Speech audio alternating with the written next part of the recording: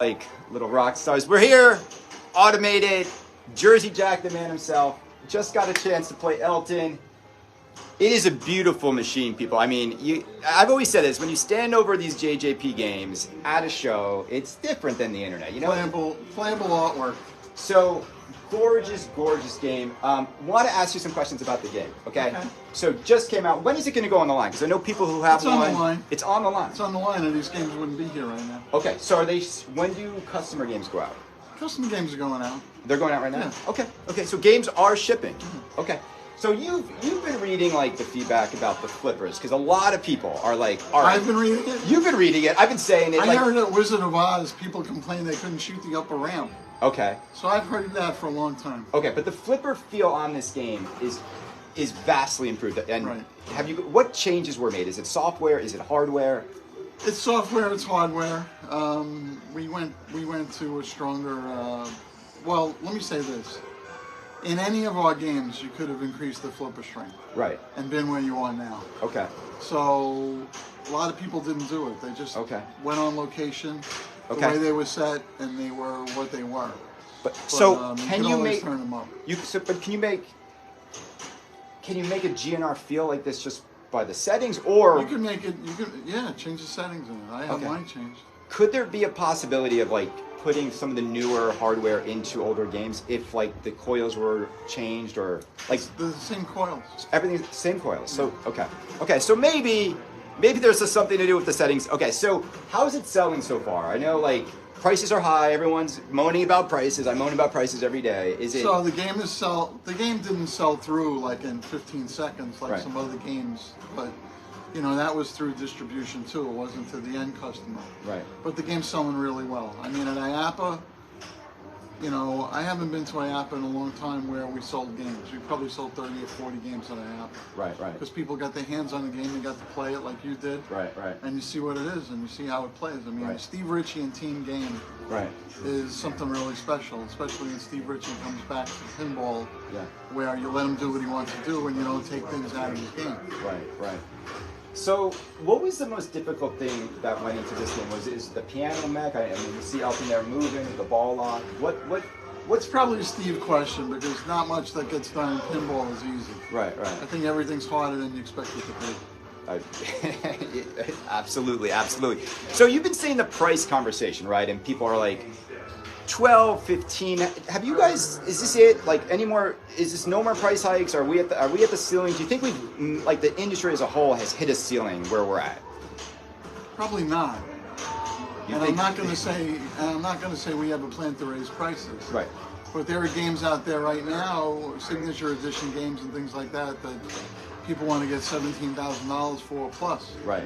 So, you know, if it doesn't come from us, it comes from other people in the marketplace. So, you probably saw a Pirates of the Caribbean Collector's Edition in box during COVID sold for $40,000.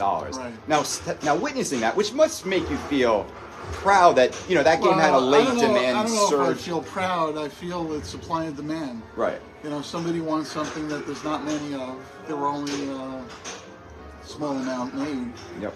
You know, and somebody wants it, and somebody has the money to do it. You know, it's like anything else, supply and demand. Now you've said sort of, Jersey Jack, we're looking forward. So there's like 100% no more Pirates coming. Can we say definitively, or do you want to never say never? I always say never, but you know, I'd be shocked if we're building Pirates again. Okay. And you've now, I think we got 2 games out in a year, right? We did. Godfather and we've got Elton John. 2024, are we going to see a similar cadence of releases, maybe 2 more games, or is this considered like You'll probably see 1.5 games. We'll see how that works. Okay. How it falls in. And who's next? Is it going to be? Is it Eric Seiden? It's Mark Seiden. Mark Seiden. Sorry, I always get them confused. So Mark, is he next on the roster, or is it going to be? He's next. Okay, so it's his inaugural game. Yep. How excited are you for that game? Very excited. Okay. He's making something with his team that's really. He could have been here and it would have been great, but he's here. Right. And He's been working on that for a while, right? Almost 2.5, 3 years? No, I don't know. I don't keep track of time that much. But, I don't know if it's 2 years. Okay. I don't think he's with us 2 years. Maybe just about. And there's a lot of, you know, the rumors of the themes have got people really excited. People are saying maybe Matrix, where, you know, there might be Top Gun, I think you said once. Now, I know Tom Cruise is hard to get. I don't think I said that. Okay. Somebody else might have said that. Right, okay. Somebody else might have said Jack Guinari. Yeah, Harry Potter. By the way, my name. How do you pronounce my name? Guinari. Guinari. Okay. Guinari. Okay, yeah, you got to say it with your hands. Who's right? this guy? Yeah, like the guy on the football team, right? On the Giants quarterback, yeah. right? Okay, all right. So, and then Harry Potter, right? I mean, that was a little weird what Joe's, like, they have it, like, kind of sandbagged you a little bit. Like that, how do you feel about that? Like, was it... I don't really care, because I'm not going to say if I have it, and I'm not going to say if I don't have it. All right. It's a good one, though. It's a good one. It would be a good one, yeah. It would be. So, as you see the industry, you know, we got high prices.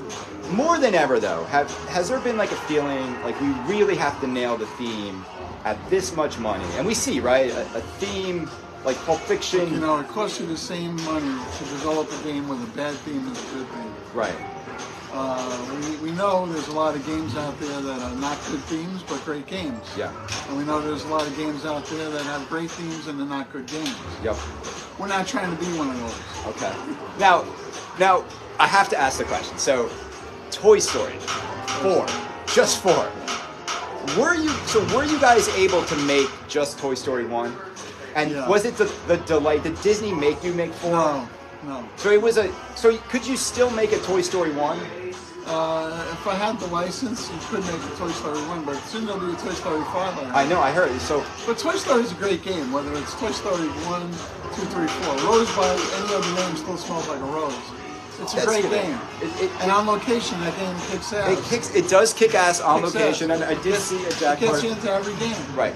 And you know, I think, you know, as people are clamoring for, you know, stuff from their childhood and nostalgia, are you guys looking more towards contemporary properties, or, you know, do you still think there's a lot from the 80s and 90s that hasn't been touched? So licensing is tricky because we need to cover the earth, right? So what plays well here might not play well in Australia or the UK. And then you want to cover generational, so you want to cover every gender, however many genders there are these days. Right. And you want to have something where, you know, you're going to sell through a certain amount of games. Mm-hmm. And then the bigger thing that I want is I want a lot of assets. Right. I can't really make a game based on a movie poster. Other people could, we can't. Right. Because of the amount of video assets and choreography. You know, I license full-length songs. I don't license a song for 15 seconds. So there's a lot that goes into that, and I feel the more assets we have, the better chance we have of making a better game. Yeah. Okay.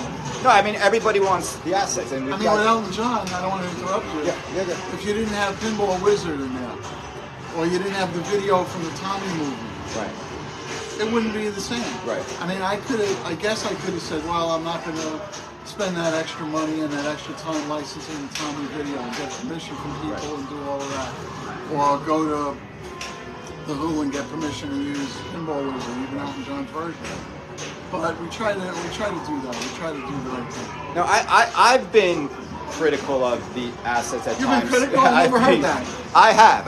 Well, I'll use Willy Wonka as an example, right? The movie is a musical, right? And they sing the songs in the movie.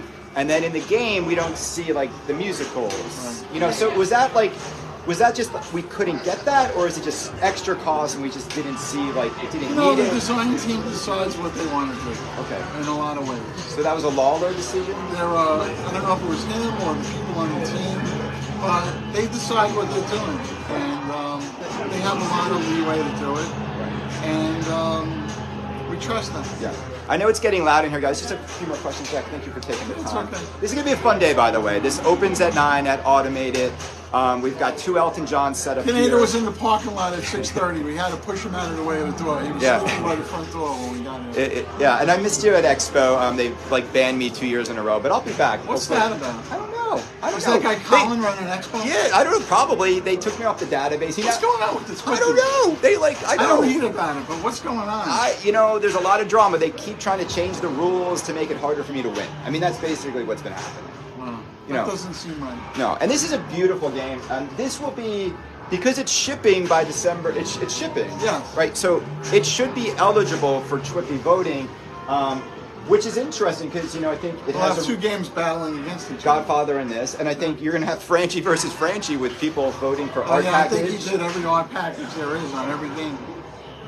Will he be coming back and working on some future Jersey Jack games? Yeah, I think so. Okay. I like Chris. A lot of excitement. Very good.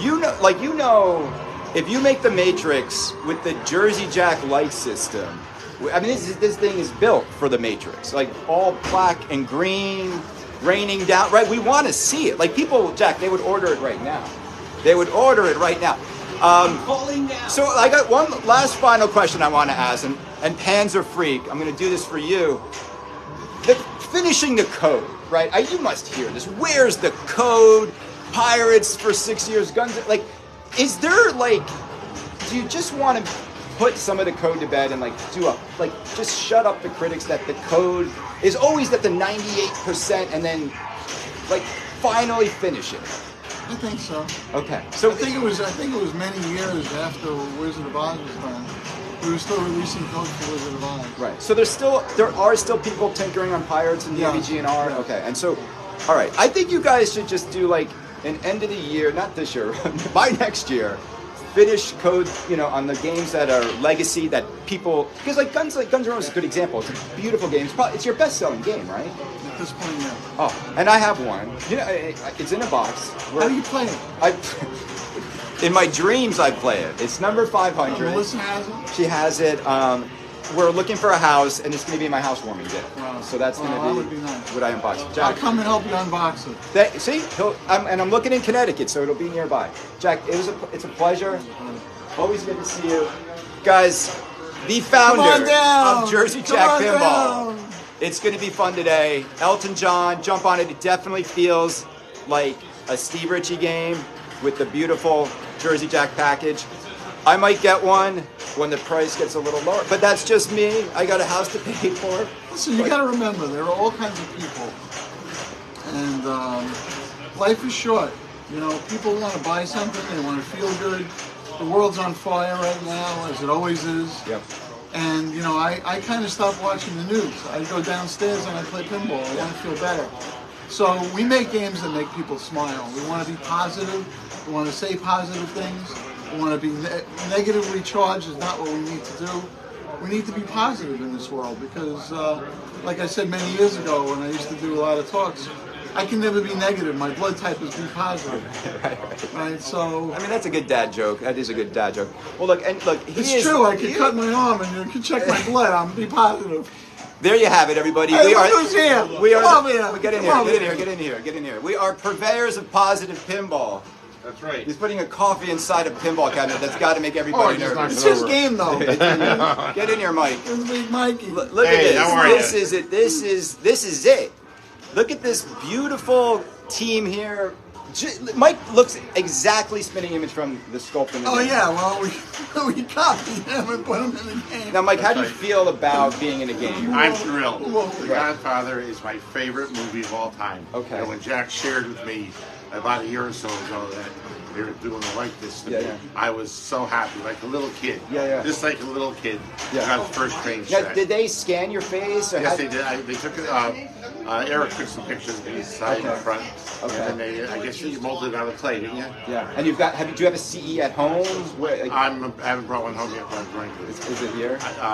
Yeah. Okay. Yeah. Okay. And no, I'm sorry, the CE is not in there. Okay. Kaneda, you play your cards right, we might put you on the game. Okay. That's right. Yeah. I mean, I'm trying to think. I could be an agent in maybe Matrix that gets killed by Neo. Well, you gotta help me get the license. Okay. Well, we should talk. I know some people over at Warner Brothers. Warner Brothers, yeah. Okay.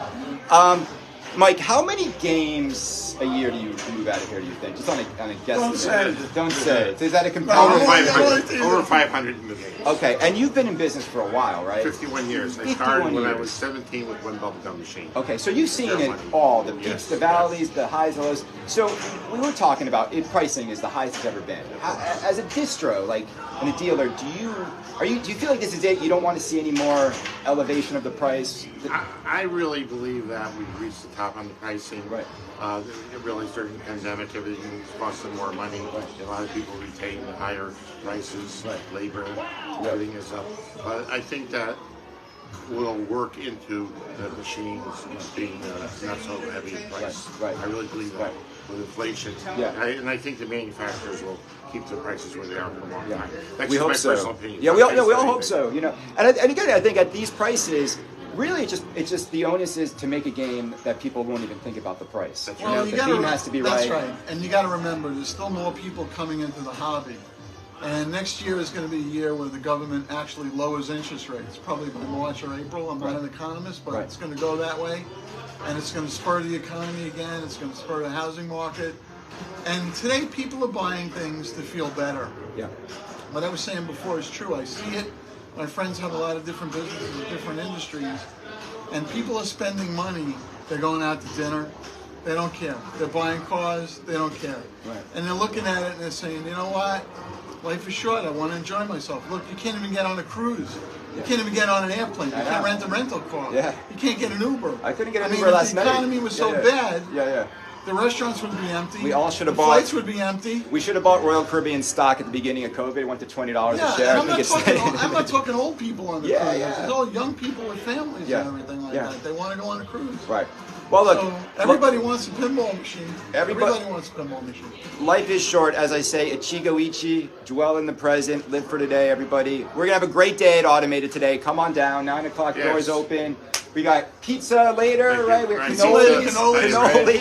Elton Jack is going to make an appearance. Elton Jack, you're going to have the sequence on? Of course. Okay, all right. I'll wear a shirt so I don't scare you. All right, awesome, man. We'll be back at 10 a.m. for the Saturday Morning Spectacular live. But I wanted to interview these gentlemen before it gets crazy, because it's going to get crazy by 10 a.m. So we're going to have a good day. Everybody, purveyors of positive pinball. Colin, we're coming for you. We're taking the Twippy. We're going to do it. Later.